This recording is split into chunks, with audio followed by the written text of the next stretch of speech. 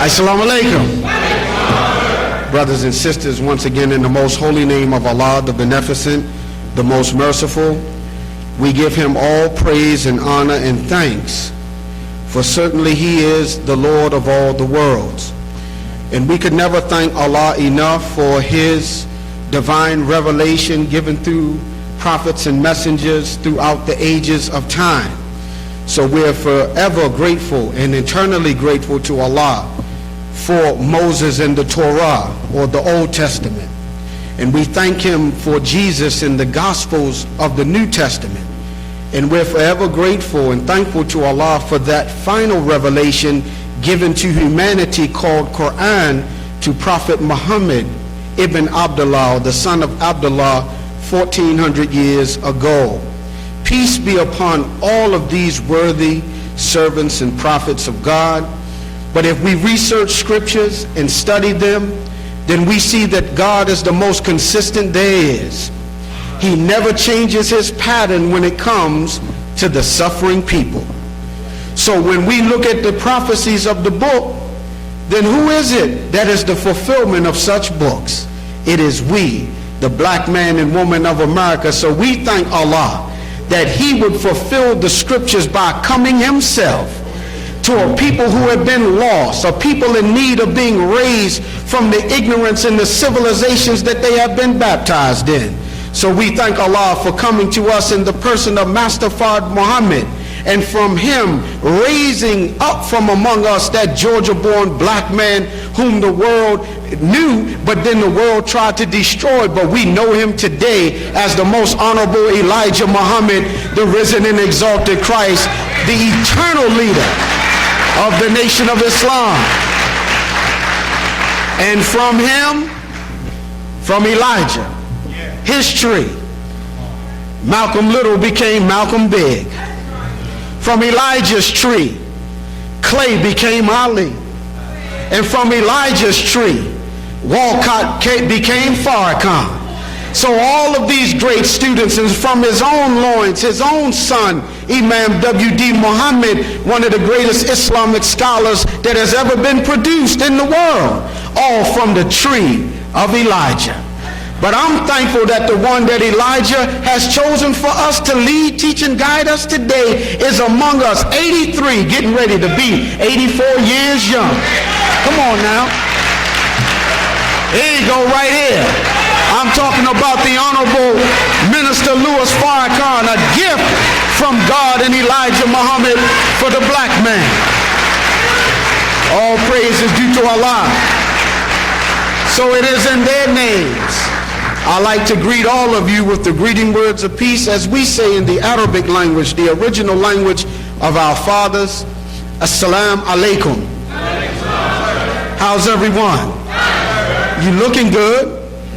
You feeling good?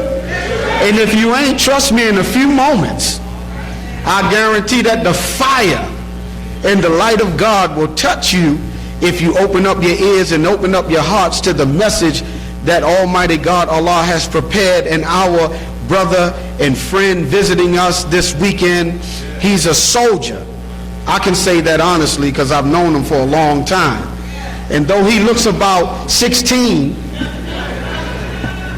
we were laughing yesterday because we've entered into the realm of being granddads. But we've been running this race for a little while now. And if it was not for the spirit of our teacher, Minister Farrakhan, we may have lost sight. But when you got a man like Minister Farrakhan, who is 83 years young and says, I'm not yet tired, then you know that fire catches to those of us that are running this race with him, trying to keep up pace.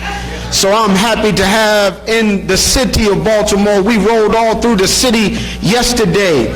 And for those that know your brother here, we at least had to go put some sneakers on his feet. Yeah, that's an inside joke. Everybody that know me know what I'm talking about.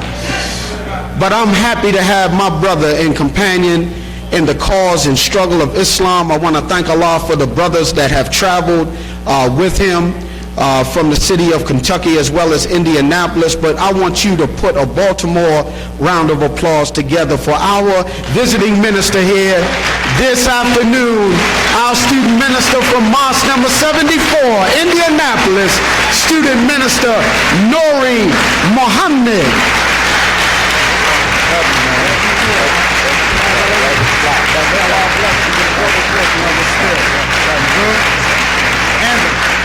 Assalamu alaikum. Man, I feel so good to be at Muhammad Mosque number 6 today.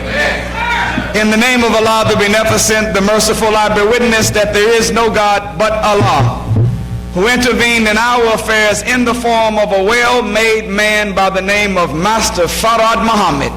We thank that one wise, true, and living God for laying down a demonstration that, well, it's the greatest love story ever told. No, the greatest love story ever told is not Romeo and Juliet, not Jay-Z and Beyonce, not Will and Jada.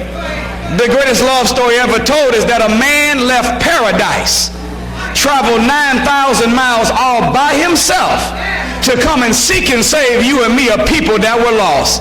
I'm talking about Master Farad Muhammad, the great Mahdi, the good Samaritan, that son of man that shined from the east to the west like the lightning said it will be in the scripture. We thank him for coming among us and raising up in our midst, in my humble opinion. You know, anytime you hear somebody say their humble opinion, they know they're telling the truth. But just for the sake of other people's feelings that may not quite see it like that, they slap that intro on there. In my humble opinion, the Honorable Elijah Muhammad is the baddest black man that ever lived other than God himself. A Georgia-born black man. The most Honorable Elijah Muhammad. And we thank the two of them today for blessing us in our midst with a man that is the most beautiful and the most dutiful human being walking the face of the earth today. He is the man that taught me everything that I know and is the example of the man that I hope to one day become. I'm talking about our champion, our divine teacher and guide that God has given us for this dispensation of time, the Honorable Minister Louis Farrakhan. All praises are due to Allah for his coming in the person of Master Farad Muhammad. I said all praise is due to Allah for his coming in the person of Master Farad Muhammad, for his loving us so much that he would take out of the junk pile of Negro civilization one of us and shine him up and put him back on the junk pile. I'm talking about the Honorable Elijah Muhammad. And all praise is due to Allah for the Honorable Minister Louis Farrakhan. All praises are due to Allah. Before we even get into the subject, the Honorable Minister Louis Farrakhan asked me, brothers and sisters, to extend his love and greetings of Assalamu alaikum.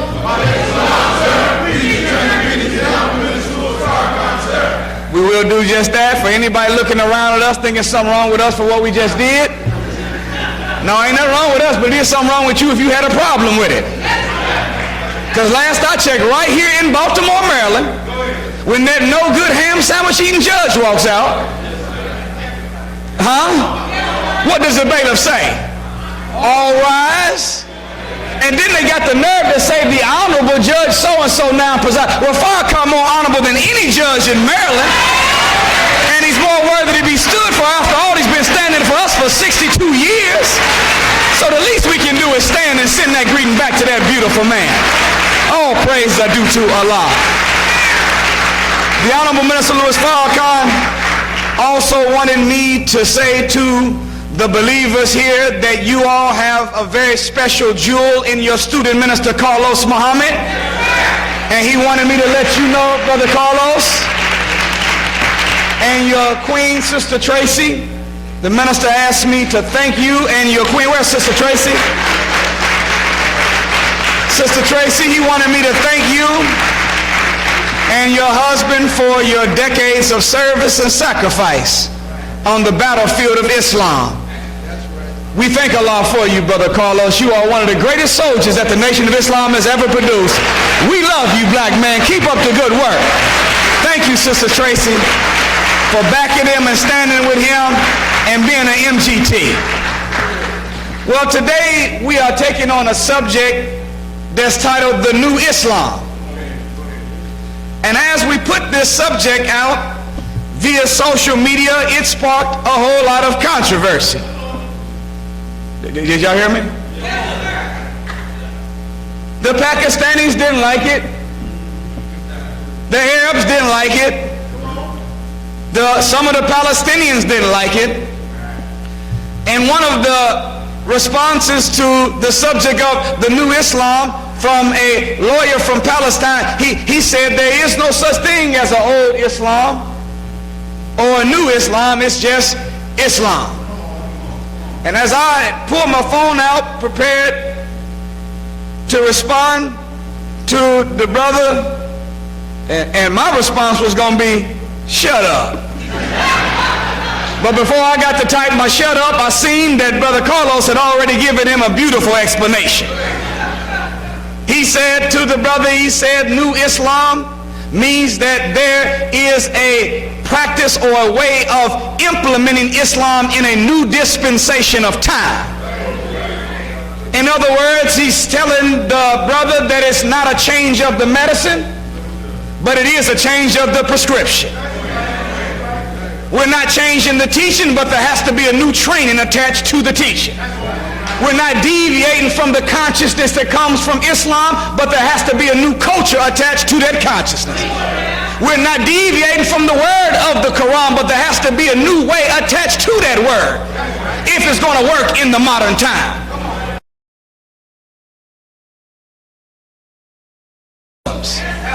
But I was ready to thumb wrestle this dude, because I was going to tell him, shut up. Because at the end of the day, didn't none of them come and teach us Islam? Am I saying something wrong? No, brother and sister Arab, when you come to America, you go to medical school. When you come to America, you move out in the suburbs with the crackers. When you come to America, you write books that are designed to make white people like Islam. In fact, the only time you ever show up in the hood is when you're selling some fried chicken or some fried fish, or you attached to some gas station with a convenience store, standing behind 3 inches of bulletproof glass, disrespectful to our women. No, there's a day coming, my little Pakistani brother, you're not going to get away with that.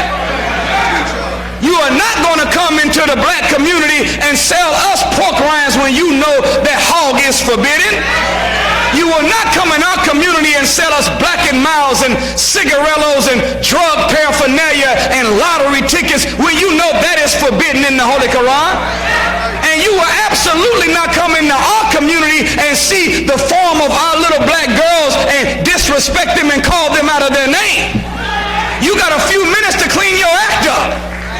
Because in a few days, we're going to come to your store and we're going to break that glass and break that glass. If you, I said glass. I said glass. Y'all understand what I'm trying to say?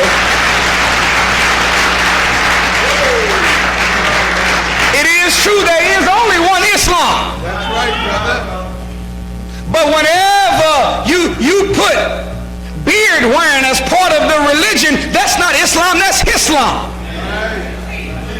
Whenever you intertwine and mix in that I have to have my pants leg rolled up, that's not Islam, that's Islam. When you put inside of the religion that my woman should walk 10 paces behind, that's not Islam, that's Islam. When you tell me that I should walk around with a mishwak or a chew stick in my mouth, that's not Quran, that's not Islam, that's Islam.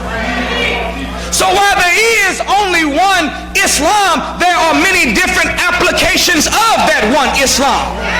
And from that misapplication of that one Islam, you've got at least 2 different other Islams on scene today. You got a Islam that has Arab culture and personal twists mixed in with it. And for any one of us that have been locked up, there's another form of Islam called Prislam. A whole different kind of Islam practiced in prison. When the lesson said, and you must use your mathematical theology, to secure some benefit for yourself while you are alive, that has a whole nother interpretation when you're behind the walls in the belly of the beast. I'm going to leave it alone. I'm going to leave it alone. But unfortunately, brothers and sisters, as we as believers in the nation and those brothers and sisters that are on the front line fighting for the consciousness and the rise of our people, have you noticed that as you move out to try to engage in real estate, to teach our people how to build not just income but wealth that they can pass on to the future, that white people don't oppose you? Have you noticed that as you began teaching freedom, justice, and equality, the white man is not the primary opposition? But every time you go out trying to do anything good for your people, whether it's a mentor group, whether it's a black consciousness movement, whether it's economics, or whether it's teaching the life-giving teachers, you always run into that self-appointed, volunteer, pro bono, no 401k, no dental, no medical, volunteer, self-appointed defense attorney for white folks. It's always a Negro they want to come jump to the defense. So whenever we move out in the world, the reason we had to take a subject called the New Islam, it came because there was a conversation that we had in the locker room of a gym, and one of the self-appointed, volunteer, no 401k, pro bono Negro defense attorneys for white folks. This brother had the nerve to say to me that I wanted to ask some questions for you. I met some real Muslims. And I said, what do you mean you met a real Muslim? He said, I'm talking about the kind that, they got the beard and what I'm saying, with the stuff on. I said, oh, brother, Islam, you don't determine a good Muslim by the outfit they wear. You determine a good Muslim by the deeds that they do. But in his mind, the definition of a real Muslim is an Arab. And whenever they practice what they call as Islam, we call it Orthodox Islam. But I got breaking news for you. The FOI and the MGT, we are the real Orthodox Muslims. The followers of the most honorable Elijah Muhammad, this is the real Orthodox Muslim. Do you know that the prefix ortho means to straighten out? So whenever your teeth are crooked, you go to get braces from an orthodontist. If you're bow-legged or slew-footed or pigeon-toed, you want to straighten out your walk, you go and get you some orthopedic shoes. Orthodox, the word dox in Greek is doctrine. So a orthodox Muslim is a Muslim that believes in a doctrine that straightens people out. Well, you can't find another group of Muslims on the planet that can straighten out people better than the followers of the honorable Elijah Muhammad. We the real Orthodox Muslims. All praises are due to Allah.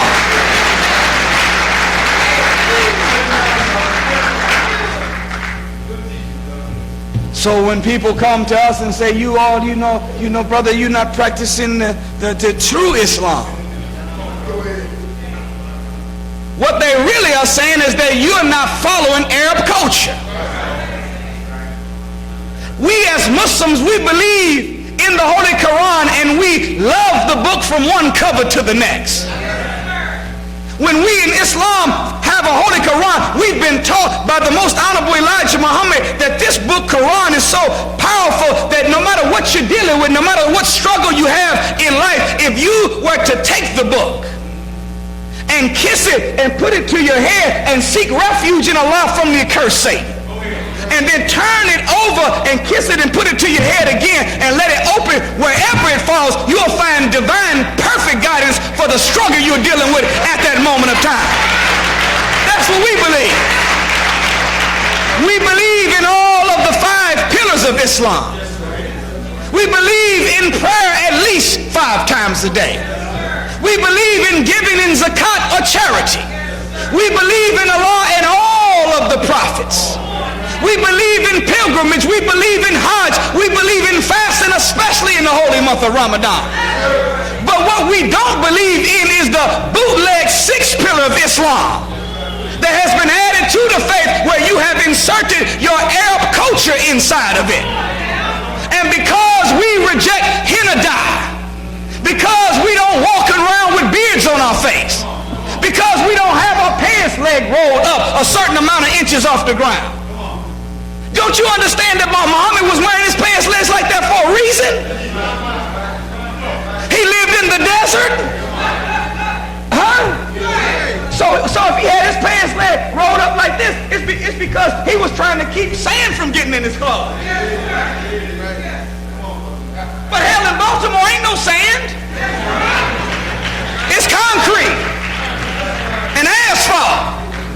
So if you're walking around looking like this, either you need to pull your pants leg down or pull your shoes up.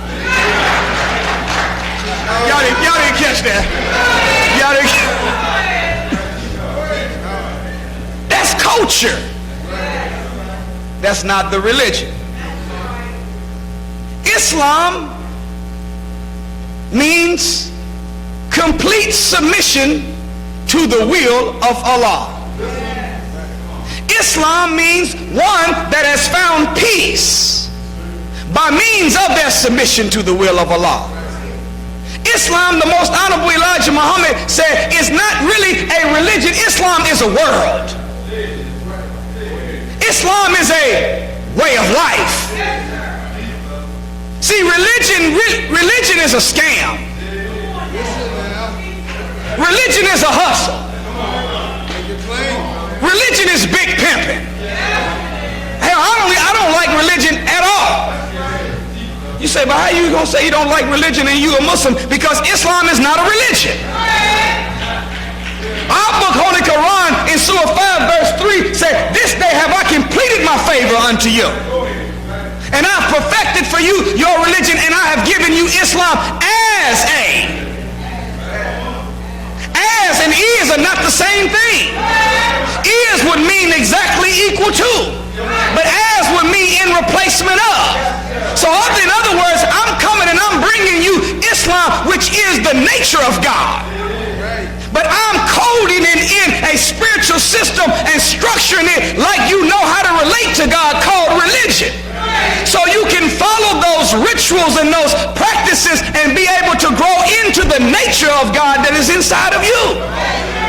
Do you know that every last messenger and prophet was a Muslim?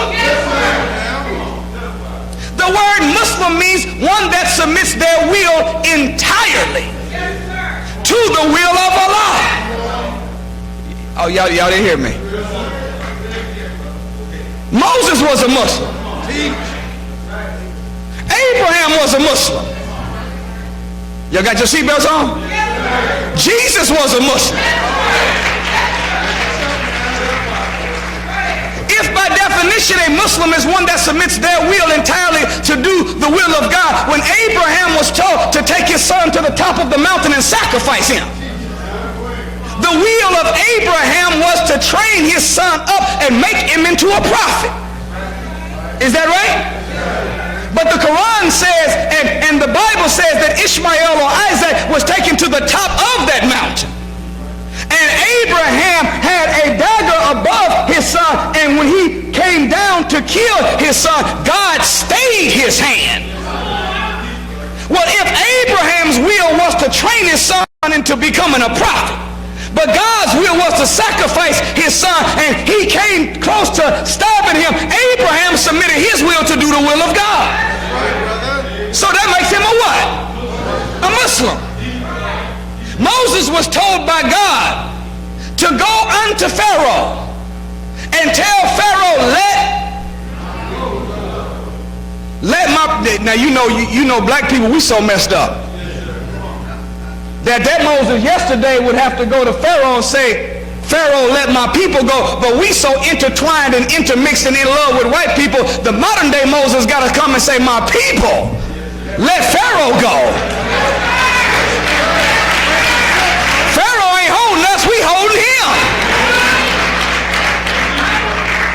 We were on the radio the other day, and the brothers were saying, well, man, what are we going to do? Trump is in.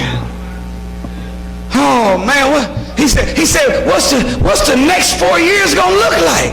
I said, hell, like the last 400? I don't know what's wrong with us. We act like this is the first Donald Trump we ever seen in the White House. He ain't the first cracker in the White House. We didn't have 44 other Donald Trumps before this one. Is that the truth? Well, what are we gonna do? What are we gonna do now? What we should have been doing a long time ago. Unfortunately, we were under what the Honorable Minister Louis Farrakhan called a lying illusion when President Barack Obama got into office.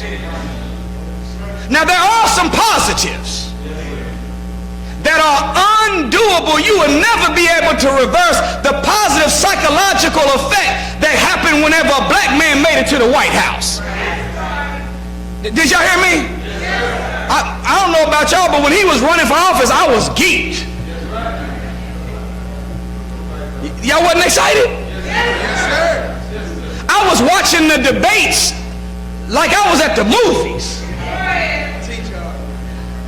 Because we had got used to, if we be honest, we had got used to black men out jumping white men, out running white men, out singing, out dancing white men. But whenever you were watching the debates, you were looking at a black man out think a white man. That's a whole nother level. Huh? That he was practicing mental athletics. So while he was running for office, I was getting all kind of text messages. It was almost like the Underground Railroad via text message campaign. Y'all wasn't getting messages? I had one message that said, they said it'd be a cold day in hell before a black man become president. It was 28 degrees during the inauguration. I had another message my cousin sent me. It said, but they say before a black man become president, pigs were flying. Here come the swine flu. I had another message that they turned Obama and McCain into an acronym.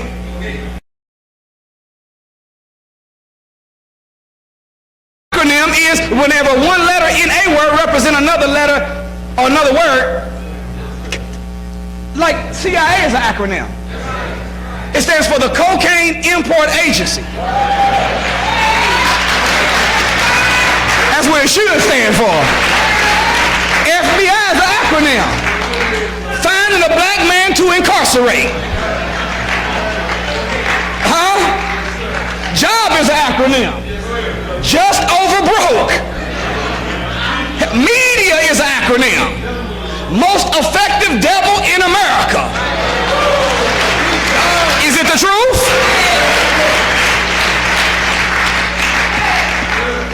Luck is an acronym. Did you say what? Look, ain't no such thing as luck. Most times Elijah Muhammad said that there's no good luck or no bad luck. It's cause and effect. Did y'all hear what I just said? Here you are walking around with one rabbit foot as your keychain for good luck. Think about that for a second. How can the one you have on your keychain be good luck for you when the rabbit you got that one from used to have 4? And he couldn't have been too lucky if you got one of his. Now, luck is labor under correct knowledge. So when you work hard under correct knowledge, you become a lucky man or a lucky woman. NAACP is an acronym. Negroes always asking Caucasians permission. I'm not no National Advancement of Association of it's different than that.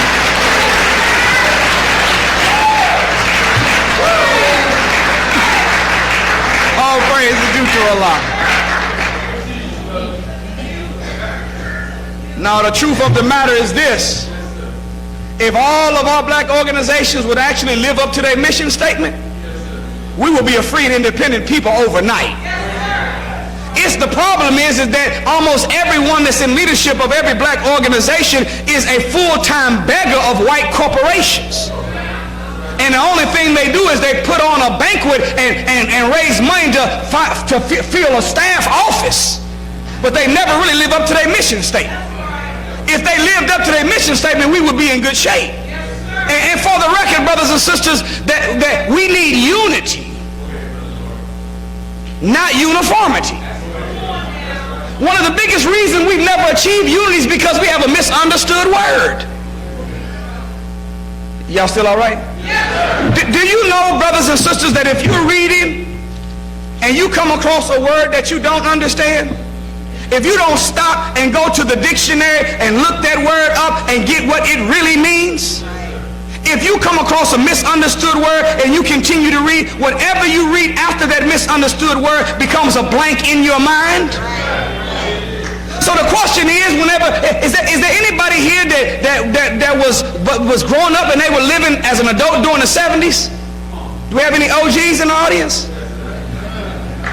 We got a few? Anybody that was growing up and you was at least a teenager in the 50s? Triple OGs in the audience? In the 70s, what were we saying black people needed? Unity.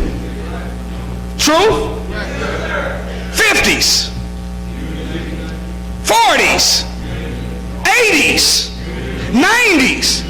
What we still saying? Question is, if in the beginning was the Word,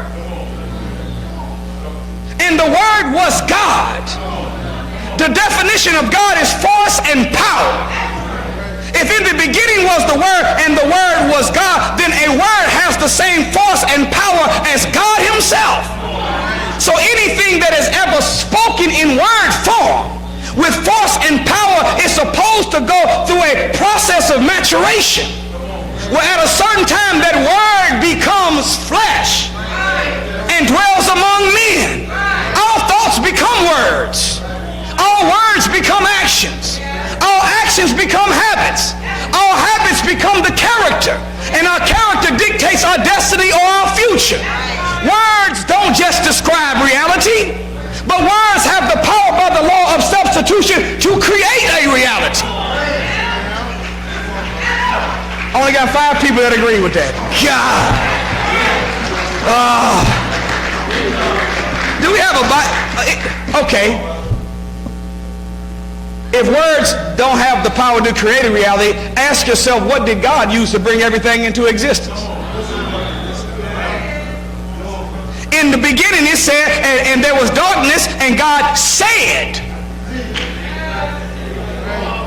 He didn't think and hope and wish, he what? Spoke it into existence. And God said, let the stars adorn the heavens. And God said, let the firmament come up out of the earth. Then when he got down to the most important entity that has power over all of that, called man, he didn't hope or wish or dream. God said, let us make man.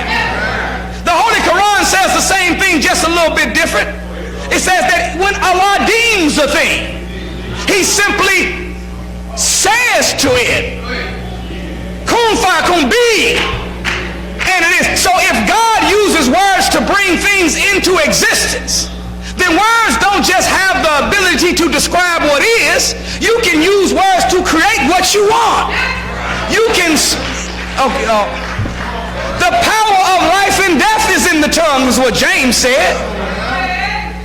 Most honorable Elijah Muhammad said, word is bond, and bond is life. So words can create a thing.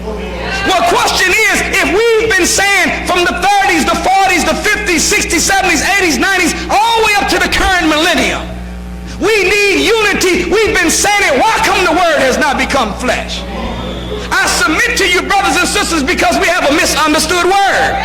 We're saying unity, but we are thinking uniformity. Unity is not uniformity. Uniformity means that we all look the same, act the same, do the same thing at the same place at the same time. That ain't never gonna happen. Breaking news, everybody not gonna be a Baptist. Everybody not gonna be a Church of God in Christ. Everybody not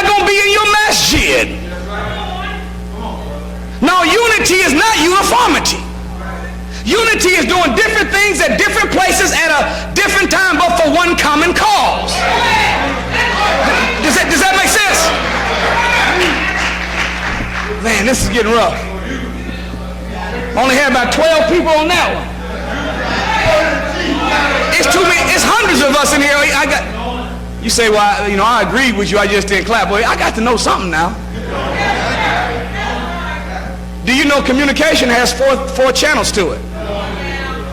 Number one is the transmission, right, to a receiver via a channel, right? So I'm transmitting. The channel we're using is called words. You are the receiver. But you don't know whether you've communicated effectively unless you get some feedback. Is that all right with y'all? Now I'm not saying that I need a clap or a round of applause or a go ahead or that's right or teach on that for personal reasons. I'm just saying that I need that because we are on a journey right now. Hopefully going from where we were before we showed up this morning at mosque number 6 to a better state before we leave Muhammad Mosque number 6. And it'll be nice to know that everybody's in the vehicle and locked in and riding with us in agreement. Y'all okay with that? What was I talking about? Unity, uniformity. The Holy Quran says it like this. I, Allah, created man in the best of modes. Well, if you study the human body, this is not an example of uniformity. This is an example of unity. Is that right? The kidneys don't look like the lungs. The lungs don't look like the spleen. The liver doesn't look like the spine. All of these organs do different things at different places at a different time, but for the survival of this one black organism. Y'all hearing this? I wonder what would happen if our organizations work like that. Y'all didn't catch that. I wonder what would happen if our organizations work like that. Everybody can't be the brain. We got to have somebody that's the heart. Somebody got to be the kidney. Somebody got to be the liver. Somebody got to be the spleen. Somebody's group got to be the backbone. Somebody's group has to be the lung. And if all of the organizations take their role in the survival of the black organism, following the brain named Elijah Muhammad and Louis Farrakhan, then we will have unity once and for all, and we will be back on top of civilization. All praise are due to Allah. All praise are due to Allah. Y'all still all right? So Abraham was a Muslim. Moses was told to go to Pharaoh and tell Pharaoh, let my people go, right? Did not Moses respond back to God? Well, why send me, God? Why not send my brother? He's a much better speaker than I send him. So Moses' will was for Aaron to go. Wait, we got that, right?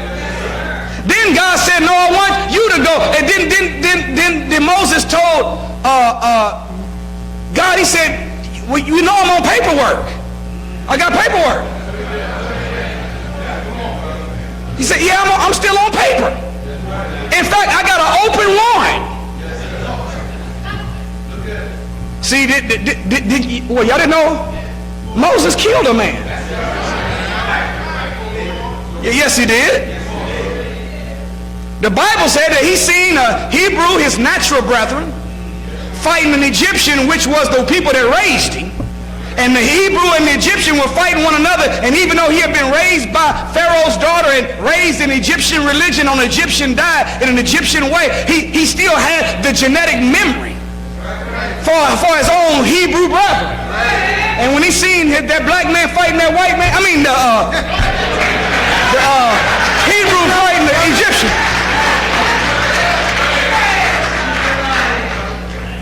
And he looked down, and I guess the Egyptian must have been getting the best of the Hebrew brother. And they say Moses came in and he threw a punch and slew the man.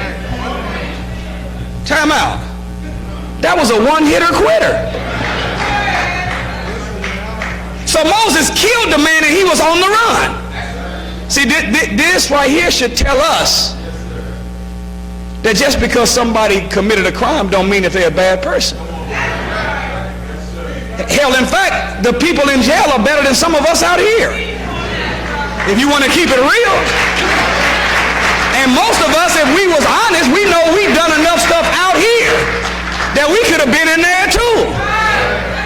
So no, it's hypocritical of America to propagate if you do the crime. You do the what? And if you do the time, they say that after you serve your sentence, then you have now paid your debt back to society. Well, if I did the crime, did the time, and I paid my debt back to society, why come you ask me on my application, have I ever been convicted of a felony? And if I check yes, you don't hire me. George Washington was a criminal. Abraham Lincoln was a criminal. John Adams was a criminal. Thomas Jefferson was a criminal. All the founding fathers of the United States of America were let out of jail to come to America to set up America. George Washington was a damn rapist. Huh? If he wasn't, then tell me this. Well, you go home today and do your own non-scientific poll. Crack your phone book open and call all the Washingtons in the phone book.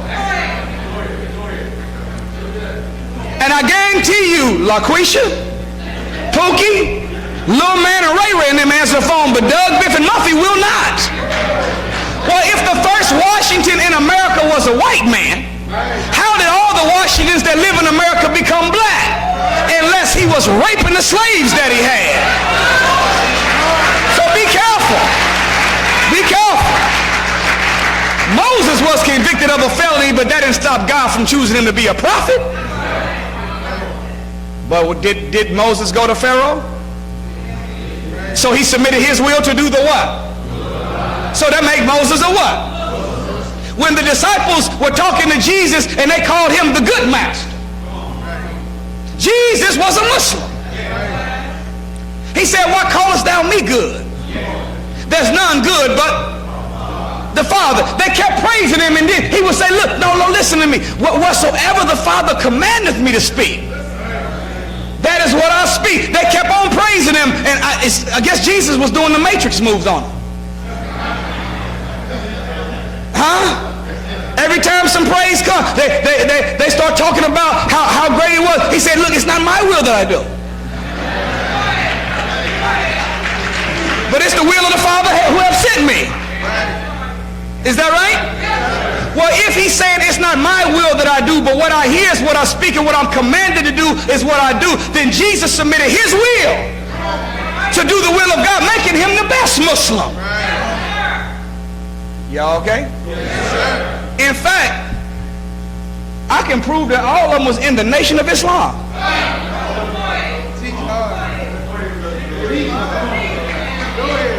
Did y'all hear it? Adam and Eve were F-O-I-N-G-T. How you know? Because God's first instruction to Adam and Eve was be fruitful and what? Well, what's the symbol of multiplication? So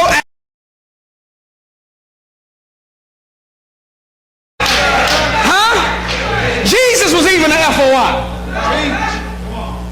We called him Jesus, Christ, right?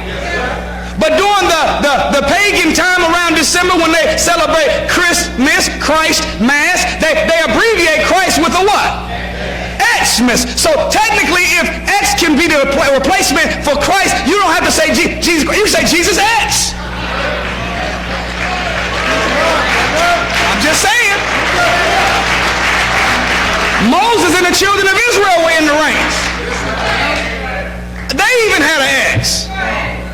When the last plague of death came from God, in the book of Exodus 12 and 7, God told Moses, look, I want you to go to the children of Israel, and I want you to put a strike of lamb's blood on the doorpost. And if you put a strike of lamb's blood on the doorpost, the death angel will pass by on the other side.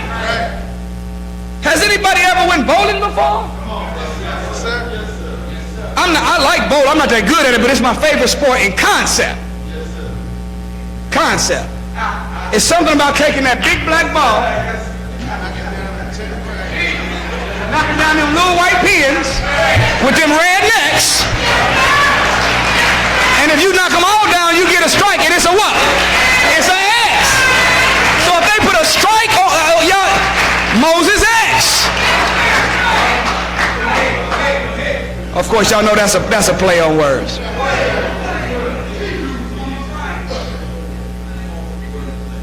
But as an original people, we shouldn't be walking around with the names of the creatures.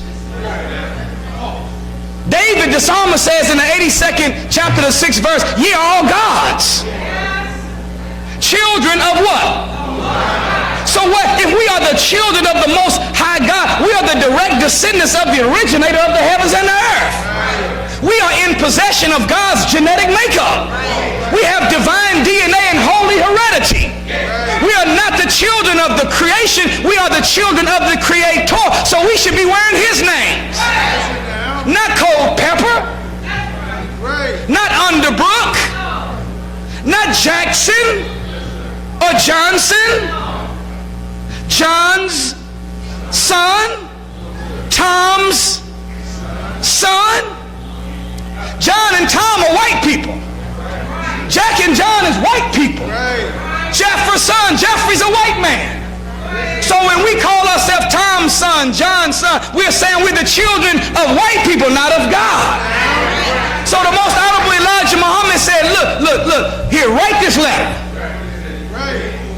And I want you to sign it saying that my slave name is as follows.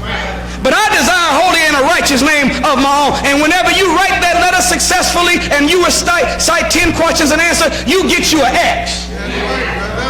Why? Because X in mathematics represents the unknown. It is easier to find out the exact tree that produced the wood that made this rostrum than it is to find out what your and my original name is. So the Honorable Elijah Muhammad said, look, the same way when you take a test, if you have a mistake on a test, what does the teacher do? Puts an X over top of that question. Well, we saying what? We made a mistake to be the original people walking around in a white man's name.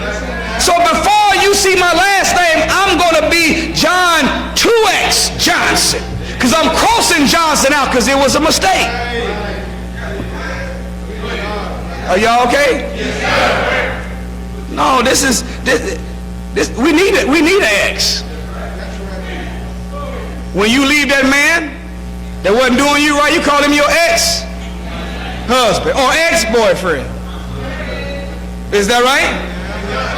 So when you come in the nation, you're an ex-slave, an ex-Negro, an ex-hog eater, an ex-cigarette smoker. So you're an ex, you're crossing it out. Does that make sense? I'm saying all of this to say to us, brothers and sisters, in the closing part of the message, to the mighty FOI and MGT that have forsaken this world, and that's see, the Muslims, you really have to really study the meaning of the rituals that you're participating in. And if you did, you'd understand that the Nation of Islam, under the teachings of the Most Honorable Elijah Muhammad and guidance of the Honorable Minister Louis Farrakhan, is the manifestation of the symbol or the substance that you have a symbol for. You face the east. Is that right? Yes, sir. But in the facing of the east, not only are we pointing that direction with our eyes when we pray to show that we are paying homage to, just as the sun rises from the east and the sun is the thing that gives light, life, and power to all physical things, the sun is a physical symbol in the universe that represents God. We're saying that that's God that we turn into. All the messengers and the prophets came from the east. Is this true? But also when you turn to the east, you're turning your back on the wicked west. Huh? When you pray as a Muslim, you're not praying to a mystery God. No, rewind. You shouldn't be praying to a mystery God. In Islam, on your prayer rug, all prayer rugs are structured in a way where you can see the design where there's a spot at the top that will let you know the exact place that the center of your forehead is going to land. Is that the truth? And they tell you when you make your salat as a Muslim that you have your hands like this, you have your hands like this, you come down in this position, but all the time you got your eyes focused on where your forehead is going to land. What are you saying to us, Allah? I'm saying that while you calling on the beneficent, while you calling on the merciful, while you looking for all of these things to come from me, keep your mind fixed that you got your eyes on where your head gonna land. Why? Because there is no mystery God. There's no divine piece of wind moving through space and time. There is no magician God that's gonna float from outer space and Shazam make everything okay. No, listen to me, brothers and sisters. There is no God that's gonna pull justice out of a hat, or pull some wealth from behind your ear, or wave a magic wand and Shazam, white supremacy is going to disappear. If we want to have some money in our pocket, we got to work.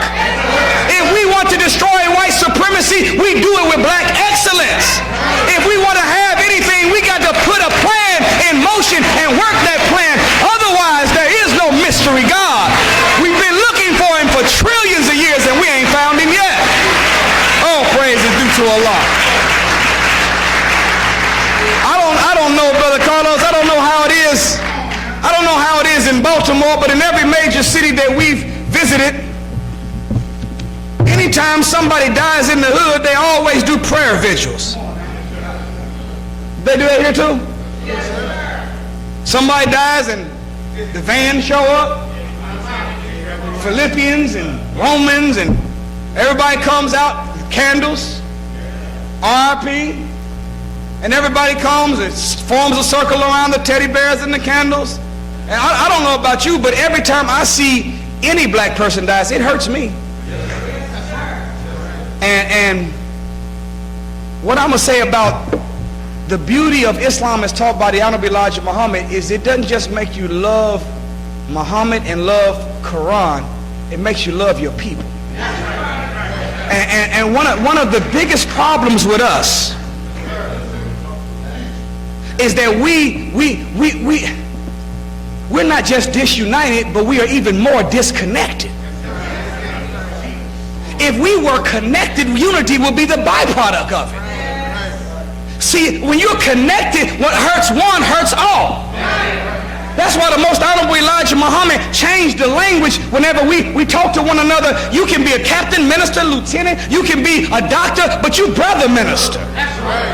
You're sister captain, sister lieutenant. We don't call each other just by a name. We put brother and sister on that. Why? Because do you know what happens whenever we begin to see each other as brothers and sisters? See, if I'm your brother, my son is your nephew. And if you're my sister, your daughter is my niece. So anytime I see something going wrong with your son, I don't shake my head and go gossip to somebody about it. No, that's my nephew that's in trouble. I show up for my nephew as his uncle to make sure he has what he needs.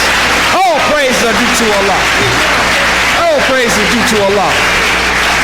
And when we as a people can be connected to one another, we won't have sympathy, we'll have empathy for one another. Sympathy means I don't like something bad happening to you. But empathy is whenever something bad happens to you, I feel it like it happened to me. And when we can turn on the television and find that Freddie Gray, or find that any black man was gunned down by the Ku Klux Klan or by a black man. You do know who the Ku Klux Klan is. AKA the police department. When you see it happen and it ain't something that you become desensitized to. As a people, we have been seeing so much death that it don't even hurt no more. We've become like the proverbial bullfrog in a bucket when it comes to death, decadence, poverty, and want. They say you can take a bullfrog and drop him in a bucket of boiling water, and as soon as you drop it in, because of the shock and contrast from where it was to where it is, it'll jump right out the bucket. But you can take the same bullfrog and put it in a bucket of lukewarm water, and then gradually increase the heat of the water to a boil.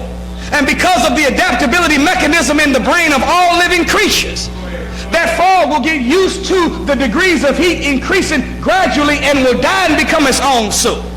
I'm saying that black people, we have been seeing death for too long. We've been seeing us without money for too long. We've been seeing us disunited for too long.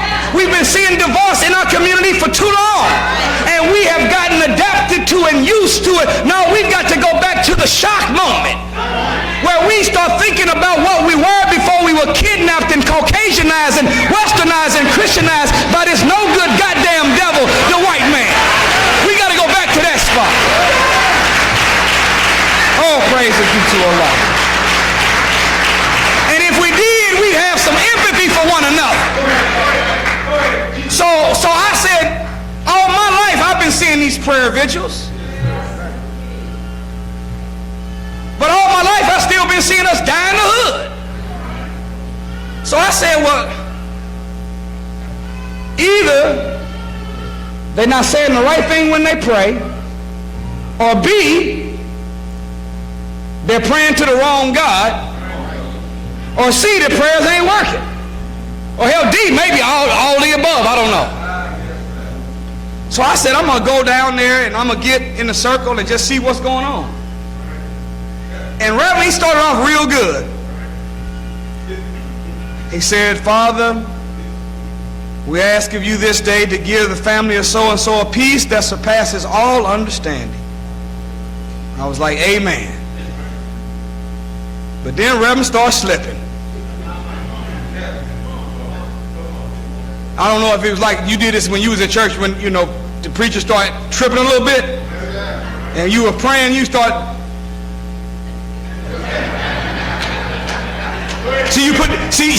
You know, it's a science to this thing. You know that if you just squint a little bit with your head tilted down to everybody else, it looks like your eyes still closed. But you're looking around to see if does anybody else realize this dude is tripping too? And the Reverend had the nerve to say, he said, Lord, we demand of you some answers this day, Lord. Why do you let so much death take place in our community, Lord? God, why is there so much crime and want in our community, Lord?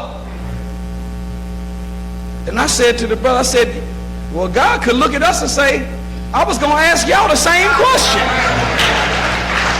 At the end of the day, God said, I created you in my image and after my likeness. Do you know how powerful that is? That means that we're not a duplicate of God, we are a replica of God. See, a duplicate means that it looks like, but it lacks the power and the function. But when you are a replica, meaning that the outside and inside match. Image is outside, likeness is inside. We are made in God's image and his likeness, meaning we look like God on the outside. And we have the same characteristics he has on the inside. So we are not a duplicate, we are a replica. That means we look like and have the power and function of. So if God gave us power and dominion over the fish of the sea, the fowl of the air, and every creeping thing that crawls on the earth, including the hood we live in, then we don't have to send no prayer into outer space to a ghost God.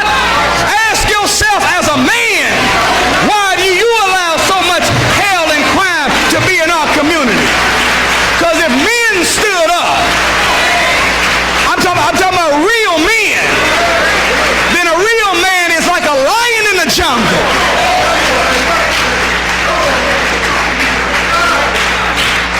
Everything get right in the jungle when the lions show up. The lion has three forms of communication. One is just his walk. Just the presence of a real lion begins regulating affairs. How when the lions show up with the right persona, with the right atmosphere or vibe coming off of him, the alligators tuck in. Is that right? The hippos go underwater. The giraffes tuck back. And if that don't work, the second form of communication, the lion will roar. I was watching a National Geographic channel and a lion roared, and way over there birds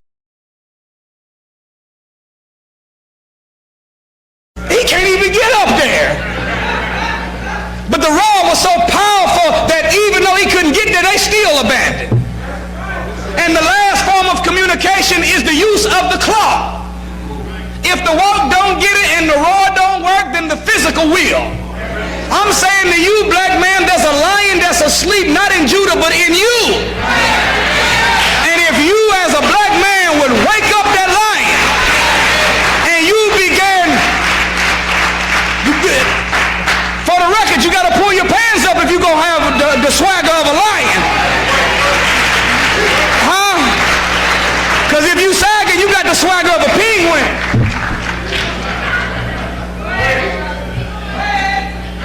All right, I'm going to leave it alone.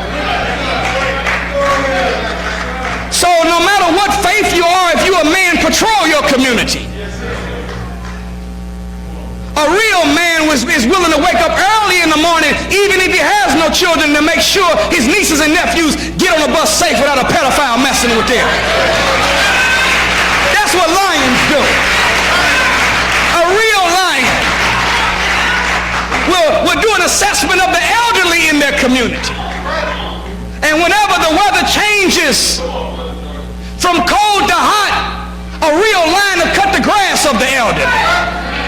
When it goes from spring to fall and leaves begin to fall, a real lion will rake the leaves of the elderly. When the snow falls, a real lion will say, look, Miss Maybelline, don't you worry about a thing. I got you. He'll shovel the walkway and escort her to the store. That's what men do. You don't have to be a Muslim. You don't have to be a Christian. You don't have to be an NAACP. You just got to be a real goddamn man. And if you're a real man, you will do that. All praise is due to Allah. All praise is due to Allah.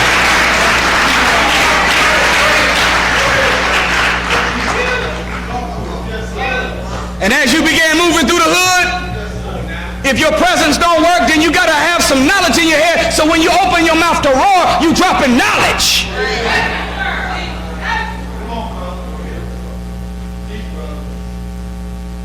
I don't sell dope no more, I sell hope. So, you know, get at me for a kilo of encouragement. A ball of enthusiasm. Huh? An ounce of some self-love. But whenever you got knowledge in your head as a lion and you begin to roar, then you show up on the corner with the brothers and you let them know you just got to have enough of the did you know and facts to back it up. Did you know it was a black man that invented the fountain pen? Did you know it was a black man that invented the egg beater? Did you know it was a black man that invented the elevator? Did you know it was a black man that invented the toilet? Did you know it was a black man that invented the light bulb? Did you know it was a black man that invented the sprinkler system? Did you know it was a black man that invented the anti-aircraft gun? Did you know it was a black man that invented the cell phone? Did you know that your fathers and mothers are the builders of the pyramids, which is still the non-repeated wonder of the world? We built Giza 451 feet tall, 451 feet deep, covered 13 and a half acres, made of 1,003.5 ton blocks of gold and granite, and it's stacked mathematically precise, not deviating, not even 1 square inch. And we, the black man, we built it without John Deere or Caterpillar. We didn't have no bulldozer or no crane. We knew how to put mind over matter. By the way of psychokinesis, we can manipulate stone with the power of our thought. All praise is due to Allah. And if the lion starts roaring that, see, you don't have to tell them to pull their pants up if you pull their mind up. The outside will reflect the inside. You don't have to tell her to put on some clothes. If you cover her mind with virtue, wisdom, and knowledge of her being the second self of God. If you let the black woman know that a nation can rise no higher than its woman. If you let a black woman know that you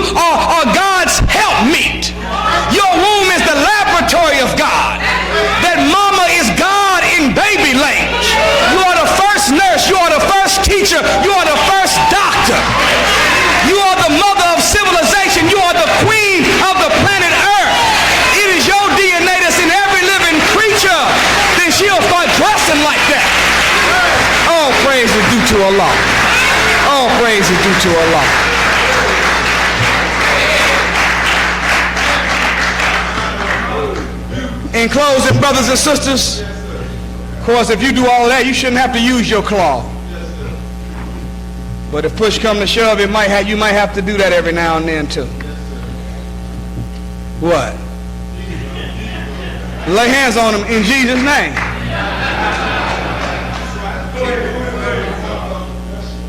And if you do it right, they will be speaking in tongues. Hallelujah. Oh, I'm leave it alone. In closing, brothers and sisters, we have something that we've been given from Master Farad Muhammad. It's called the Supreme Wisdom Lessons. No, it's not for sale.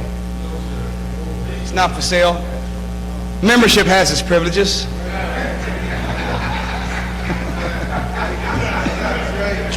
You say, but can I find it online? You can, but you can't Google understanding. There's something called English lesson number C1, which in and of itself is deep within itself. Because as C is the third letter in the alphabet, Farrakhan is the third man in that line of divine. So if C1 is supposed to be C1, then in order for you to see one, you got to see the one. And if you are connected to the one that is the C, you are connected to the one that is the one. And by seeing him, you have seen the one. Because my name is W.F. Muhammad. In this lessons, there's a question asked: how many Muslim sons are there in North America? Approximately 3 million. Do you know what a Muslim son is? A Muslim son is a Mason. Did you know white people study Islam in secret? Did you hear me? There is not a judge. In fact, there has never been a president except for 2 of them, Abraham Lincoln and John F. Kennedy, that were not Masons studying Islam in secret, and both of them were assassinated.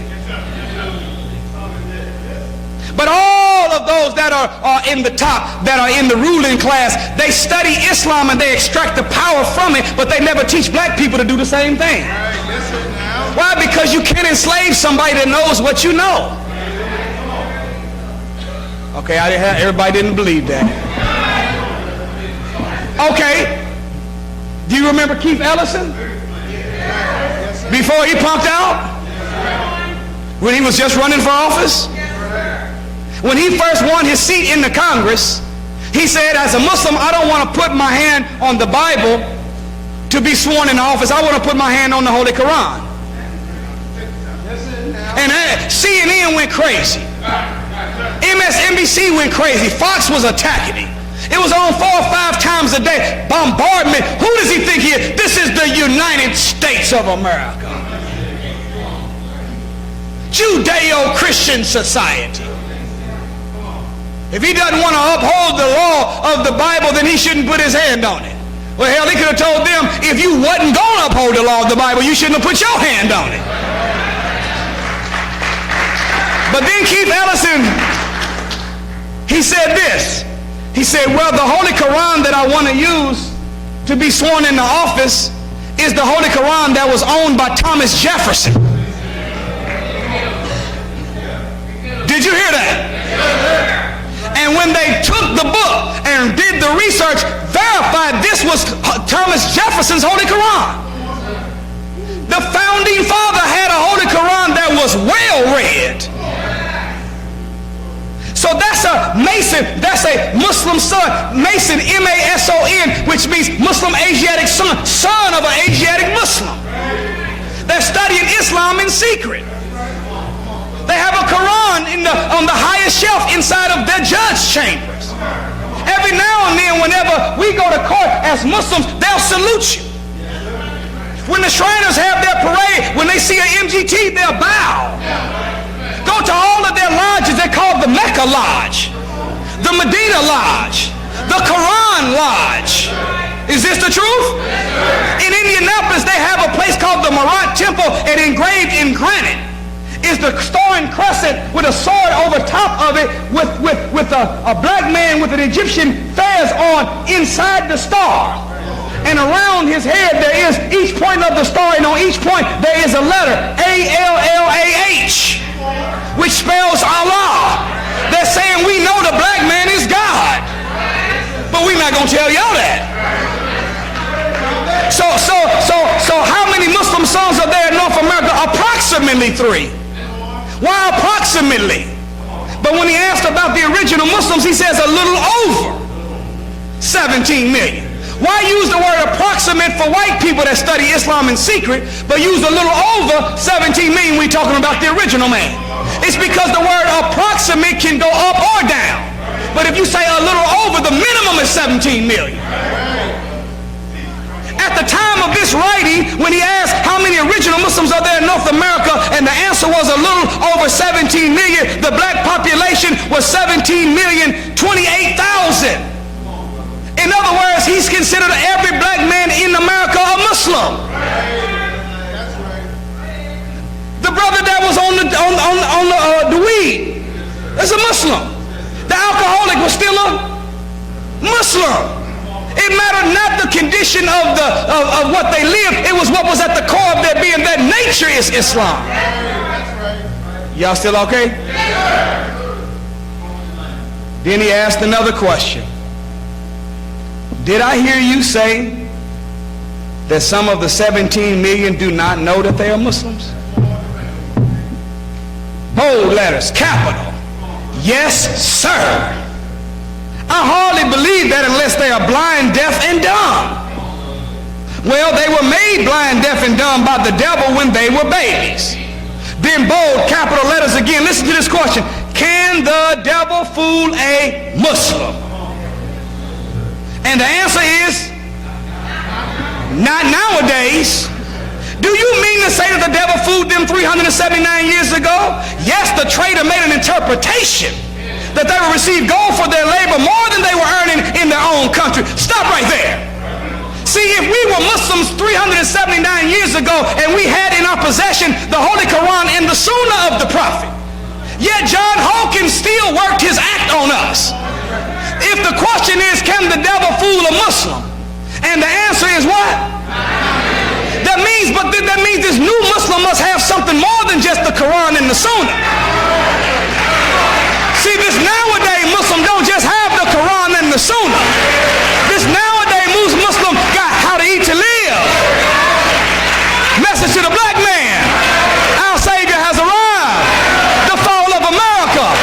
Study guides. A messenger of God, Elijah Muhammad, and his chief student, the Honorable Minister Louis Farrakhan. So if you want to be a part of the new Islam, you at the right place at the right time. Thank you for listening. I greet you in peace. Assalamu alaikum. All praise be to Allah. Right?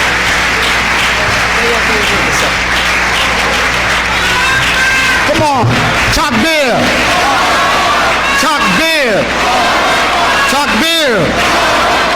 All praises due to Allah. Student Minister Nuri Muhammad. Let's give him another round of applause. All praises due to Allah.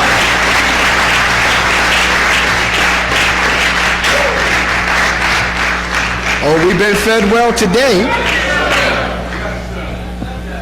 Now then, may I ask a question?